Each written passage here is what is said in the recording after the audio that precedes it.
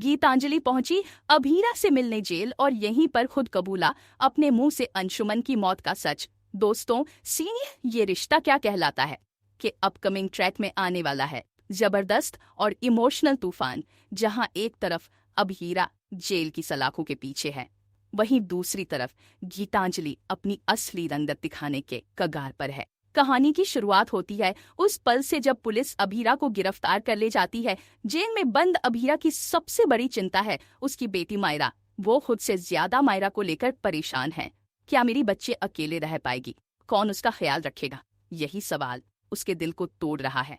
इस बीच गीतांजलि मौका देखकर मायरा के पास जाने का सोचती है, लेकिन अरमान उसे रोक देता है। गीतांजलि बार बार मिन्नतें करती है, अरमान प्लीज मुझे मायरा के पास जाने दीजिए, वो बहुत घबरा रही है। लेकिन अरमान अब पूरी तरह अभीरा के केस में डूबा हुआ है। वो मायरा को समय नहीं दे पा रहा। ऐसे में वह कह देता है, जब तक अभीरा जेल से बाहर नहीं आती तुम मायरा का ख्याल रख सकती हो। बस यही एक लाइन सुनते ही गीतांजलि की खुशी का ठिकाना नहीं रहता। वो अंदर ही अंदर सोचती है कि उसकी मुरादें पूरी हो रही हैं।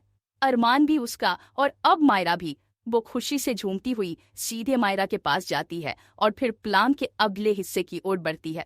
अभीरा से मिलने जेल में जाती है और यहीं पर आता है सबसे बड़ा धमाका।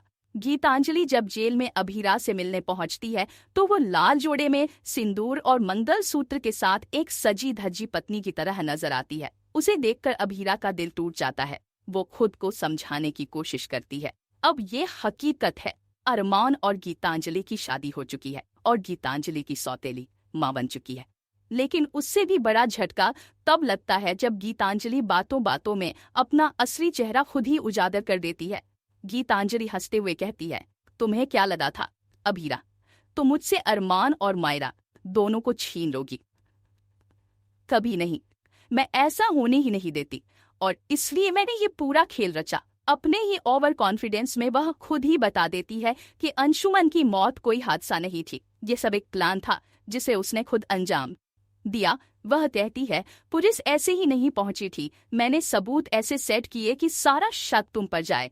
अब देखो ना, तुम जेल में हो और मैं अरमान के साथ हूँ और मायरा की माँ भी।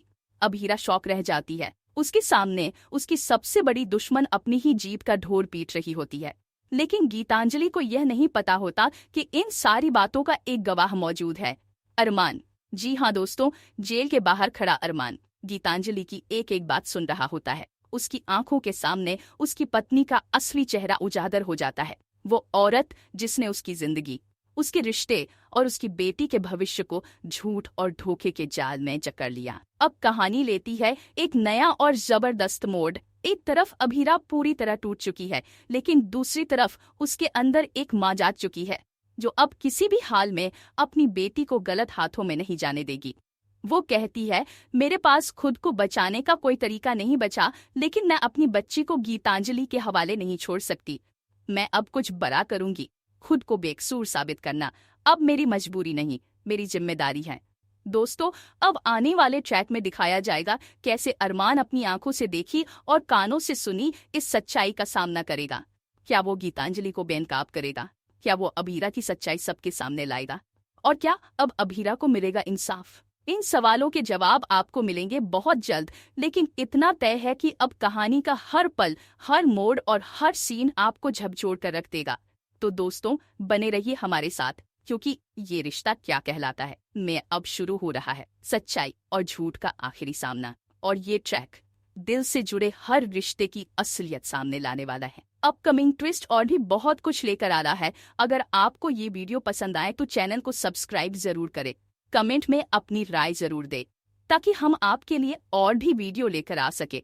तो बने रहे हमारे साथ, नया ट्रैक कहानी को पूरी तरह से बदल कर रख देगा।